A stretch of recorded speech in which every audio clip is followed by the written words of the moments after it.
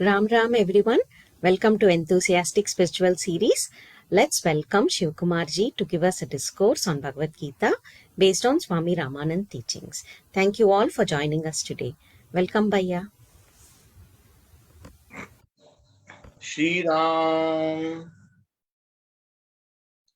Guru Brahma Guru Vishnu Guru Devo Maheshwara Guru Sakshat Para Brahma Tasmai Shri Guru Namah.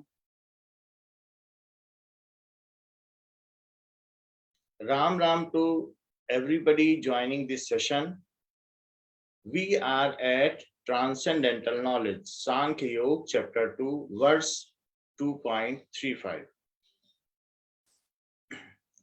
So Lord Krishna is now explaining why it is necessary to fight this righteous war and how you should keep the things in mind. You should not pursue the goal. For that, these verses are here. Bhayat ranat uparantam mamsyante tvam maharatha येषां च त्वं बहुमतो भूत्वा यास्यसि लाघवम् भयात् रणात् उपरन्तं. If you from fear, bhayat, with fear, bhay se, ranat, ran se, that is if you flee from war. So ranat means flee from. If you flee from war, ranat, that means from battlefield. So bhayat ranat uprantam. So if you flee from battlefield due to any kind of fear or due to any reason or due to attachment. However, Shri Krishna is saying so because the other various will think that Arjun has fled from battlefield due to some fear, due to fear of his own life, by seeing the prowess of other warriors. So, bhayat ranat uprantam mamsyante tvam maharatha. The other warriors, other maharathi will think that you have uprantam, you have fled from war due to this fear, due to the fear of life, you have fled from war. The other maharathi or the great warriors will think so. Yesham chatam bahumato, and for them, you, the great personality, will ultimately denigrate your value.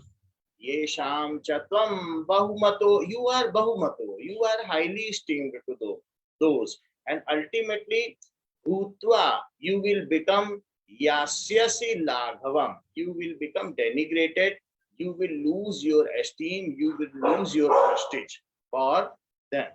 So the literal meaning here is the great chariot rider will the great chariot riders will think of you as having desisted from the fight out of fear. You have desisted the fight out of fear, and you will into disgrace before them to whom you had been estimable. So you will lose your esteem, you will lose your praise among them. And it is not acceptable to any maharathi, any great warrior, to lose the grace, the fame. So Sri Krishna is telling Arjuna like this. Arjuna was famous as a mighty warrior and a worthy opponent of most of the valiant Kauravas side, like Dronacharya, Bhishma. So Arjuna was a mighty warrior, and he had attained fame by even fighting with celestial god. Once Lord Shiva came in disguise of hunter to check whether how the Arjuna was doing. Now at that time there was a great war, and ultimately becoming happy, Lord Shiva has given him Pashupatastra, and many of such astras were given by Dronacharya also to Arjuna. Even those astras were not given to Ashwathama, his own son. So Dronacharya has also bestowed the blessing by giving him special weapon.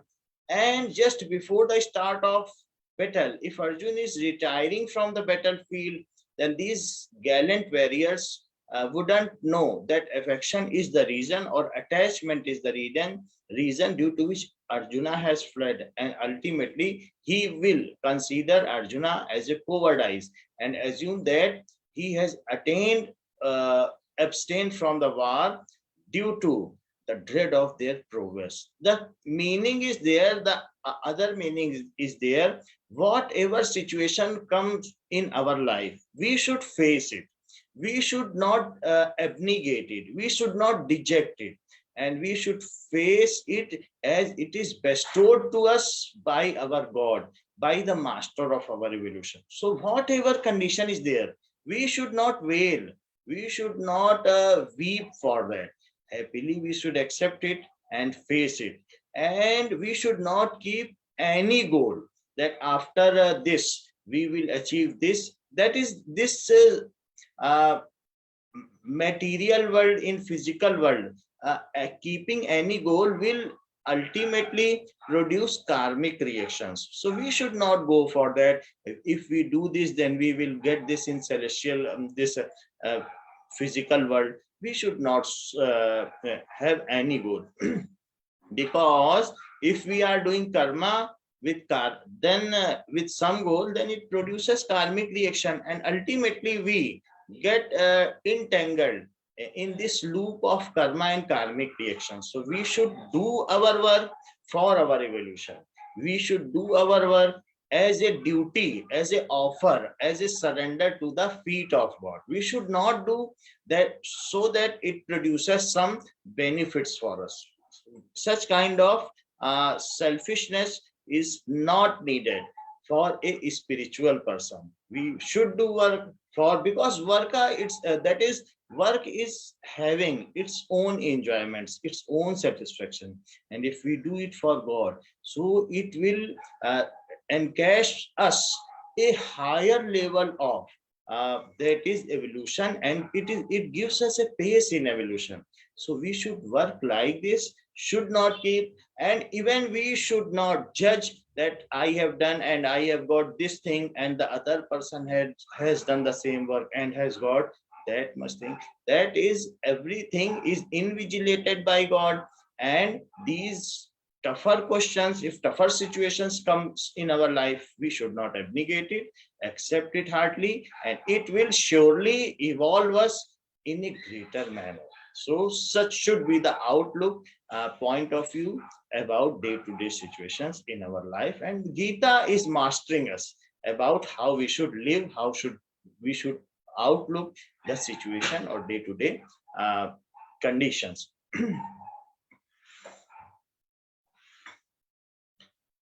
Avachevadansh bahun vadishyanti tavahita. So next verse is 2.36.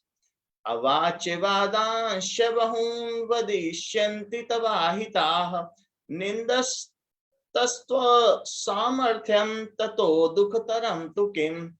Avachevadansh, those words which should not be uttered will be uttered for you. So they will use harsh words for you. Vadishyanti tavahita, tav ahita. Your enemy will ultimately tell such harsh words which are not to be said. They will denigrate you.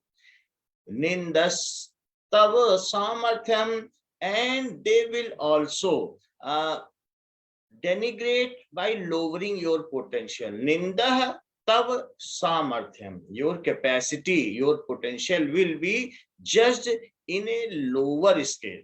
And tato dukhtaram tukim. And in this case, if they will say that Arjuna was cowardice, so he fled from war. Other person, if you are attempting a question, whether you fail or you pass, you are a brave because you have attempted. And a person who bunk out from school or who leaves the paper is no way exempted, and he cannot be ultimately exempted from this. So you should face the question. and it may take delay. If you are not able to solve the again it will be given to you. In fewer chances you will solve it. So tato dukhtaram tukim. So nothing is more painful than that if they will tell you the harsh word. Harsh word means the Dronacharya may say that the Arjun has fled from the war like a dog keeping his tail between legs. That Arjun उस श्वान की तरह है जो अपनी पूंछ को दुम दबाकर भाग गया. They may say such harsh words, though they have earlier appreciated Arjun. But if you fled from war, if you leave your righteous war, due to certain reasons, they are fighting on Kaurva's side. But they are all willing to see that your valor, that is your bravery, but you are moving away. You are now abstaining the war at the peril due to some attachment. It is not good. It is not good for warrior. So the literal meaning is this: your enemy will speak many indecent words while denigrating your might. What can be more painful than that? Arjuna chose to flee from battle only. Not only would Arjuna's estimation wane in the assembly of mighty warriors, so in the assembly of mighty warriors, all warriors on Pandava side and on Kaurava side, so they will estimate Arjun in a lesser manner. But he would also disparage. They will also ultimately condemn you. Shri Krishna uses the word ninda, nindataha, which means to vilify. So here they will use harsh word, and which would be never acceptable to Arjuna. So Arjuna should go forward. He should not go this worldly attachments which are ephemeral. These worldly attachments are ephemeral and not needed, and these attachments are due to our ignorance. When we get acknowledged at higher level of knowledge, then we will perceive that these worldly attachments are only to make us to do karma. If these attachments would not be there, then which mother is going to serve its own children? Who will serve his own family? So these attachments makes us to get bind for karma. The main thing is that karma is necessary. The work is necessary, because work only cuts our these tentacles, these bindings, these chains. Work is necessary. If we are in this world, we should work more and more, should not abstain it, should not deject it. And as we work, and if we are working without any goal, then these works are of full-fledged gain for us. They will encase us a higher degree, or that is in a spiritual path, we will move in a higher pace.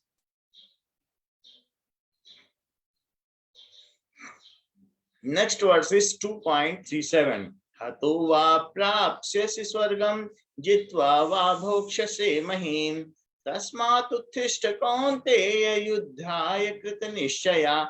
Hato va prapsyasi swargam. If you are dying in war, then if you are slain in war, then you will get the celestial abodes, that you will get swargam, you will get heaven in that case, if you are dying in war. Because you have no enmity with them. You have done your duty. Because when a soldier kills anybody, then that soldier is in this worldly procedures also. That soldier is given Padma Vibhushan. He is given Mahavir Chakra, Paramvir Chakra. So because that soldier is not killing anybody due to personal enmity, he is fighting the war for the duty towards nation. So if you do your fight war as a duty to the dharma, to the religion, then you will not get bind, and you will be even appreciated in the God's court also. Similar law is there in God's court. If you are doing your karma without any bindings, without any goal, then you are appreciated and you will get the celestial abode. Hato va prapsyasi swargam jitva va bhokshase mahim. And if you are winning, then these worldly amenities, these all are awaiting you. You will enjoy this. So then you will enjoy the kingdom of earth. Tasmat uttishth kaunteya. So, hey Kunti Putra, so, O the son of Kunti, uttishth, just stand up, don't sit on chariot, just stand up.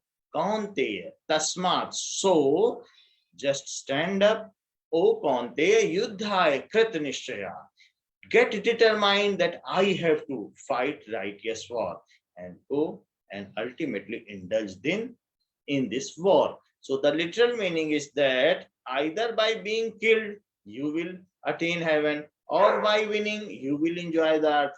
Therefore, O Arjuna, rise up with determination for fighting. So Sri Krishna is still giving instructions at the level of occupational duties that you should do, because due to heaven, due to this earthly pleasures, any of you will get it, so you should go forward. He explained to Arjuna about the two possibilities arising from the war. So if Arjuna becomes victorious, the kingdom of earth awaits, and if he forces to lay down his life, then he will get heaven. Next verse is Sam dukhe sukhe kritva labha labha jaya jayo tato yudhyaya yujyasva navam papam avapsyasi. Sukh dukhe samekritva. So for a yogi, karma yogi, for buddhi yoga, so that is buddhi yoga means who is perceiving the things in a righteous manner. It is known as buddhi yoga. So sam dukhe sukhe karta. Such person thinks that the happiness and the sorrow both are the two ends of similar thread. These are the two extreme ends, and he is at the middle of it. He is not biased either towards happiness or not inclined towards sorrow. He is seeing both, perceiving the both, but is not affected by any of this. बोले अर्जुन से श्री भगवान, सुनो गीता का ज्ञान, सुनो गीता का ज्ञान। सुख दुख हानि लाभ दोनों में जो सम है, सुख दुख हानि लाभ दोनों में जो सम है, पाने में न हर्षित न खोने का गम है, योगी द्वंद्वों में रहता समान। यह है गीता का ज्ञान, यह है गीता का ज्ञान। Sam dukhe sukhe kritva. So both are necessary for us, because due to these the extreme ends, because due to this duality only, this Maya, which seems us but which is not present, is there due to the duality. But if we see that these two things are of same single power, then we are knowledgeable, then we are getting it. It is only the buddhi yoga that both are necessary for duality, for this nature, for this creation of nature. Two things are necessary, that is sukh and dukh. Like the fiber is there, it goes up, then it goes down, it goes up, and in this the fabric is made. Fiber, how makes fabric? When threads are woven up and down, then fabric is made.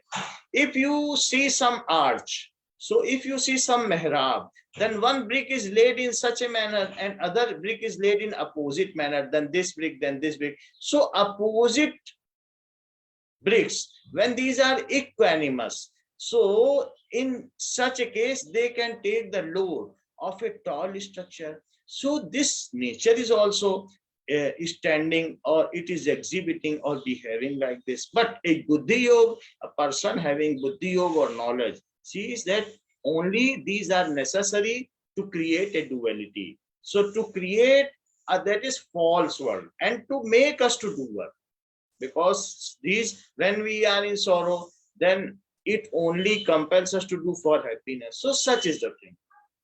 But the person who is in correct knowledge, who knows correctly, is not inclined to any of this. So for them, both things are ephemeral, and none of them stays for a long, like the pendulum. When it goes on one side, then it has to move from that extreme happiness to extreme sorrowness. Nobody can stay for a longer period of time, not allowed to stay on happiness, and also not allowed to stay at the end of sorrowness. So pendulum oscillates in such a manner, and it makes like this to move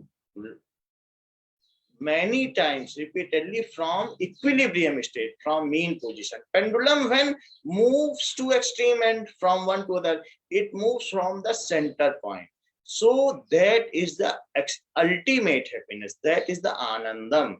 So when we are at equal distance from both the ends, that is at center, so that is the ultimate samyavastha. So we should remain at that position for a longer time and not alleviated to any of it. Like if a person becomes happy, much happy on getting $5 lakh, so if he is losing $5 lakh, then he will be sorrowful in the equal amount. And if a person is not getting happy by $5 lakh or $5,000, then if he is losing, then also he will not be sorrowful. So this is the equation of this world. So if we are not happy in the comfort, then we will also not be sorrowful in discomfort. That means we are living within ourselves. So person only can be happy when atmanyevatmana tushta, when he is residing within himself. He is not residing outside of body. So outside is the material world, and it is ever changing. So ever changing things cannot give us happiness. We should live more and more within us, and we will become central and not to either. We should not prefer to any of them. Both are similar. If we are keeping Ravana down and down, then in the similar scale, Ram goes up and up. So if we make Ravana good, then this is the position. So we are condemning Ravana, we are ultimately burning him ashes. So Ram goes ahead. So these are the duality. These are dvandva, but the knowledgeable person sees that these are two extremes and also prefer to remain equanimous in both the situation. Sam dukhe sukhe kratva labha labha jaya jayo, labh alabh. If we are gaining, labh alabh. If we are losing, so if we are getting some money or we are losing some money, in both cases the person is not inclining to any situation and prefer to remain in the middle. If we are only, you should not go for war that you will win the war or lose the war. You go for war for righteous thing, because dharma says that you should fight with those culprits. You should fight those that is a kind of wicked persons. So you should go for it for righteous war, and not should not keep any goal in your mind that you will win or lose, because a person who is jnani, who is bodhayantam, so who is having buddhi yoga or knowledge, always knows that losing or winning is not important. Indulging in work without any goal is important. It can only break our tentacles. Labh alabh jaya jayo. So here jay ajay. So Lord Krishna also said that Arjuna, to become nirdvando, nitya satvastu, you should not fall prey to duality. Nirdvando, Devi Hesha Gunmayi, Mam Maya Duratya. These all Maya, these whatever seems, it is all infested with three gunas and also infested with dualities. But you should become nirdvando. Nitya Sattva. So you should not fall prey of duality. You should see everything is one. That is only one, that is God. Everything is ultimately within the God only. There is no other. Labha labha jaya jayo. In the similar manner, the victory or defeat, in both the cases, you should not get inclined or deviated. You should always remain stable. If you are keeping in such a manner, such an outlook, then you will not fall prey to karmic reactions. In this case, you will not fall prey to samskar. Tato yudhyaya yujyasva. If you are indulging to war in such a manner, nevam papam avapsasi. You will not papam avapsasi. So you will not fall prey to sin. Now, the literal meaning is that treating happiness and sorrow, gain and loss, victory and defeat with equality, just engage in better. Don't prefer any of this. Thus, you will not incur sin. Having motivated Arjuna from the mundane level, Shri Krishna now moves deeper into the science of work. This work also has a science. That working is not important. How we are working, what is our outlook towards working, it makes a difference. So Arjuna has expressed his fear that by killing his enemies, he would incur sin. Shri Krishna addresses this apprehension. So he is apprehending that if we kill, it is a sin. So Shri Krishna is telling, no, it is not a sin. Like the soldier is killing, if he is killing the enemies without keeping nothing in mind, and he is only seeing it as a duty towards righteous war, then there is no sin. He will be appreciated here and there. You should also get indulged in this war in this manner. So Sri Krishna addresses this apprehension. He advises Arjun to do his duty without attachment to fruit of action. You should not think that after killing them, you will ultimately have a pleasure of earthly kingdoms. Should not keep this in mind, then you will not fall prey to sin. So such an attitude to work will release you from any sinful reaction. When we work with selfish motive, we create karmas and which bring about their subsequent karmic reactions. Any kind of goal. It is not that good goals or bad goals. If we are having some good goals, if we are giving donations to anybody, then also ultimately bind us to celestial abodes. Or if we are doing bad things, foul things, keeping that person ultimately get hurt or some kind of damage will be there, then we will go to nether abodes, that is the lower abodes. So in both the cases, we are bound. So there will be karmic reactions, there will be ultimately something is left. This is the reactions. That is whatever is our mental condition is more important. What we are doing, that is not important. If you are keeping in mind that I will ultimately make him a damage, then it may create a karmic reaction, and for that also you have to go to nether regions, nether abodes, or some other abodes. So in mind, in mental capacity, you should not think of anything. You should think that we have to do work, and this earth is made of God. So we are doing work for God, not for ourselves. We should work with selflessness motives and not selfish motives. So if we are doing this, then there is no karmic reactions. And more we should keep our mental movement confined. So we should not mentally think about it. That will make them happy, that will make them ultimately bereaved. We should not think any of this. For that, God is there. God is knowing for whom whatever is to be given, what is not to be given, what is their syllabus, and we are not ultimately the contractors. We are also here as a student of God. Who we are. Even a single more breath we cannot take after the last breath. And we are thinking we will make them happy, we will make them bereaved. Is it justified? We cannot do anything. Here we are students. We should better accept those questions given simples or harder to us, and simply just solve your questions. And whatever you are going to get, it is also not depending what you have done.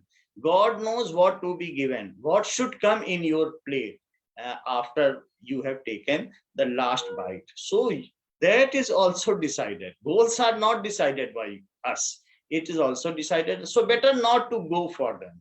Better whatever is coming, Just finish it, enjoy it. Don't think what is the next menu in my plate. That is pre-decided. God is giving us as per whatever is our evolution plan. So things are coming as per evolution plan, and it is not as per our whim and fancy. Things are not coming as per that. So that is the master is having the master plan. His vision is wide, our visions are short, so better not to expect as per your mental capacity. That may be some falsehood. So God is giving, that is हर घटना माँ का मंगलमय विधान. So we should think like this. We should do work with happiness, and whatever we are getting in reward of it, we should become more happy, and we should be thankful to God for whatever is coming. So if some student is studying, getting failed, then also he should work with full zeal, and next time he will be passed. And such is, passing and failing is not important. Getting work ultimately is important.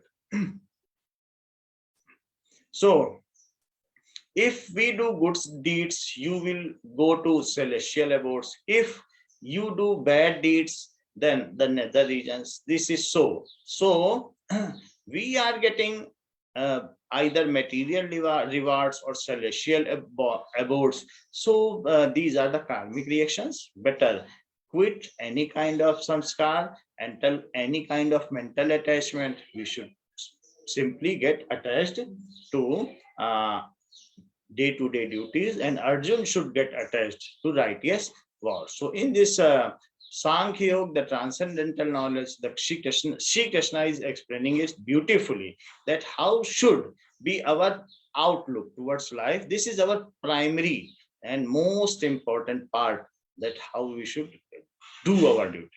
Doing duty is not important. The mental cycle running behind it, it is more important, because that binds up with karmic reactions. Karmic reactions means mental attachment.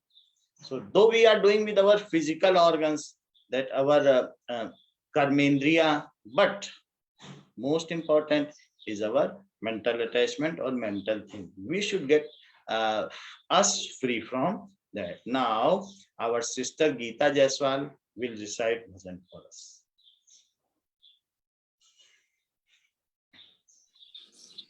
Ram Ram Shri Ram. जरा तो इतना बता दो भगवन, लगन ये कैसी लगा रहे हो. मुझे में रह कर मुझी से अपनी ये खोज कैसी करा रहे हो. जरा तो इतना बता दो भगवन, लगन ये कैसी लगा रहे हो. हृदय भी तुम हो, तुम इस स्पंदन, प्रेम भी तुम हो, तुम्ही हो चितवन. हृदय भी तुम हो, तुम्ही स्पंदन, प्रेम भी तुम हो, तुम्ही हो चितवन. पुकारता दिल तुम्ही को हर पल, पुकारता दिल तुम्ही को हर पल. तुम्ही जो मन में समा रहे हो. जरा तो इतना बता दो भगवन, लगन ये कैसी लगा रहे हो.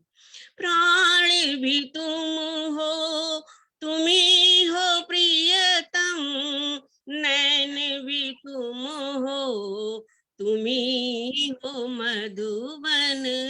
प्राण भी तुम हो, तुम्ही हो प्रियतम, नैन भी तुम हो, तुम्ही हो मधुबन.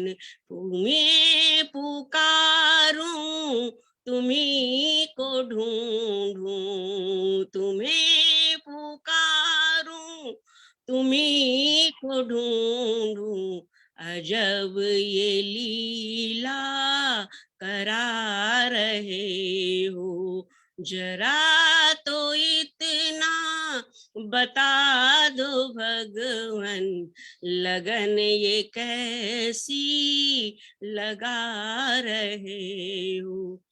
भाव भी तुम हो, तुम्ही वंदना, गीत भी तुम हो, तुम्ही हो रचना। भाव भी तुम हो, तुम्ही वंदना, गीत भी तुम हो, तुम्ही हो रचना। स्तुति तुम्हारी तुम्हें सुनाऊं, स्तुति तुम्हारी तुम्हें सुनाऊं, ये कैसी पूजा करा रहे हो, जरा तो इतना बता दो भगवन, लगन ये कैसी लगा रहे हो। कर्म भी तुम हो, तुम्ही हो करता, धर्म भी तुम हो, तुम्ही हो भरता। कर्म भी तुम हो, तुम्ही हो करता, धर्म भी तुम हो, तुम्ही हो भरता। निमित्त कारण मुझे बना कर, निमित्त कारण मुझे बना कर, ये कैसा नाच नचा रहे हो, जरा तो इतना बता दो भगवन, लगन ये कैसी लगा रहे हो। मुझी में रह कर मुझी से अपनी ये खोज कैसी करा रहे हो, जरा तो इतना बता दो भग। श्री राम। श्री राम। सर्वे भवन्तु सुखिनः, सर्वे सन्तु निरामया, सर्वे भद्राणि पश्यन्तु मा कश्चित् दुःखभाग् भवेत्। न तोहं कामये राज्यं न स्वर्गं न पुनर्भवं, कामये दुःखतप्तानां प्राणिनामार्तनाशनं। त्वदिष्टं भवतु गोविन्द, त्वदिष्टं भवतु गोविन्द, नतमदिष्टं पाहि मां रक्ष मां। तेरी इच्छा पूर्ण हो मां, हम सब तेरी शरण, अपने चरणों की भक्ति दो मां। श्री राम।